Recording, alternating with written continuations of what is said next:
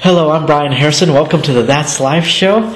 We always pride ourselves in doing different things and talking. I am the host of this show, and today I've brought along my sweetheart and loving fiance, Kristen. Thank you. We are talking about abuse, and abuse can come in many forms and many ways. And we're here to try to talk somewhat about that and get experiences of what happens. There's child abuse, which I went through, and then there's the sexual abuse, and of course, which gets into physical and emotional abuse. But today, what do you think of abuse and some of what you've gone through? Well, abuse in any form is horrible. It's not fun. I was married and I had sexual, mental, and verbal abuse on a daily basis. If I had my choice of being physically abused to any of those, I would take the physical abuse because I know I need it out, and I need it out now. With the verbal and mental, you don't always know you need out until you feel that there is no way out other than possibly suicide or something, maybe not quite that drastic. But a lot of times you feel so low that you don't know how you can ever pull yourself out of the hole. And that's how I felt. So I tried committing, called a friend of mine up and I told them that I was going to commit suicide, and they told me no. They stopped me. It wasn't so much that I wanted to commit suicide, it was more like a cry for help. I had used many different tactics of cries for help, some of which would be going on about what's going on at home and giving more detail than what anybody else wanted to know. And that's one way of crying out for help. If you are being mentally abused, a lot of times you don't know it. It's more along the lines of attack on your self-esteem. Like, you don't feel good enough. It may not be something that's being said to you. It's just how you're feeling. You feel like you can't do anything well enough. That is mental abuse. Verbal abuse comes in forms of swearing. Like, you effing B. Can't you do anything right? Now that is both emotional and verbal abuse. Again, I dealt with that.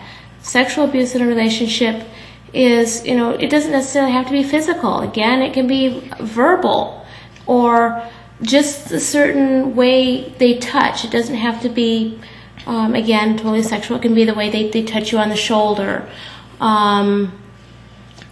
It's horrible to go through that type of abuse. And I went through it even with boyfriends, and I just didn't feel like I deserved anything all that great. And I found somebody who respects me and loves me for who I am. And that has been a great pick-me-up. If it wasn't for Brian here, I don't know how I would be able to handle daily life. And with that, the sexual abuse, and I've seen many women go through this, they also lose, not only with the self-esteem, they lose making themselves look pretty, taking the time to want to be somebody. They don't feel like they're nobodies at all. It can also happen to guys, too. Guys show in different ways. Women seem to have you really see the difference. Guys, it's a little harder to tell, but it happens. I was childly abused as a child. I got rescued out of that. And I don't want to go into too much detail about it, but it was wrong. It was a physical abuse, but it was also emotional, a lot more emotional than physical. People focus a lot on the physical, but you got to think of the emotional abuse. And what you think of bullies in schools, that's also abuse, and things like that. We will be discussing this a little bit longer as we continue on, too, in this show. But I just want people to be aware of what's going on, in our world, and how we can try to work together and make it a better place where we live. And that's been always my goal here on iHome Entertainment and the That's Life show. You've seen my friend many times, Thad. We've talked about some serious things too. So, I'm just glad to be here. I'm glad to, be able to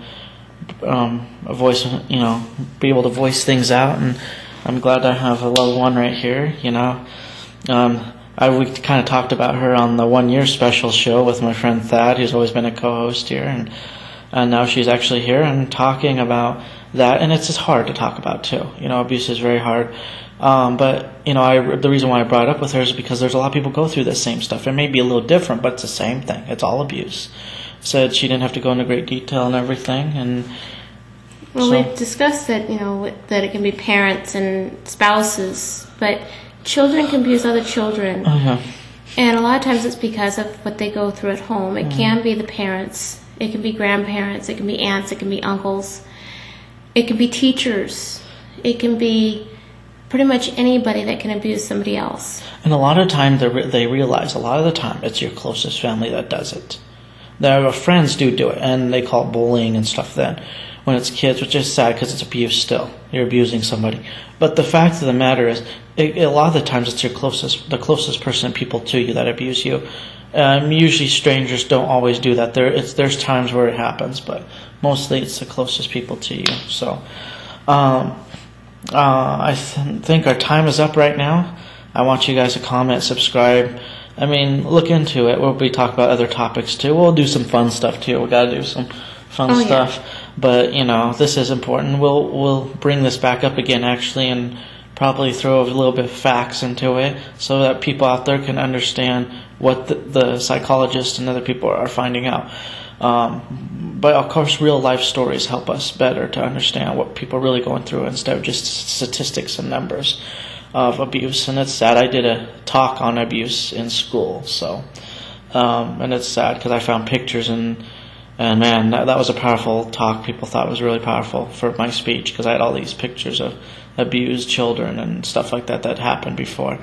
And so they just, it's one of those things that people need to be aware of. People didn't realize that was still going on. There's one person said, I never abused my kid. And they said, I didn't believe it was going on. And I said, yeah, it is. And they have police stuff to prove it and all that. So we need to take care of the ones we love and, watch out for your friends and watch out for your family. So.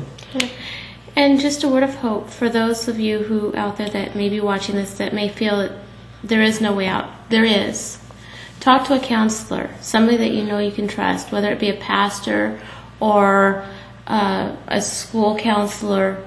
Find or an adult that you trust, or an older person that you can confide in, and take them into confidence. And there is a way. And there's always something better out there. You are deserving. You don't deserve to be abused. And parents a lot of times don't realize that they're doing it. And for that, I would suggest definitely going to counseling first and seeing if you can't take your parents into counseling and working it out, because there is hope. It's not going to always be dark. All right, our time is up for now, guys. Sorry for continuing on, but it's important for people to be aware. But our time is up. Like I said, comment, subscribe. I like to see who comes to see our channel and stuff like that, and I like to know who you are. And if you want to drop me in, a mail or whatever, do so. Talk to you guys later. Bye.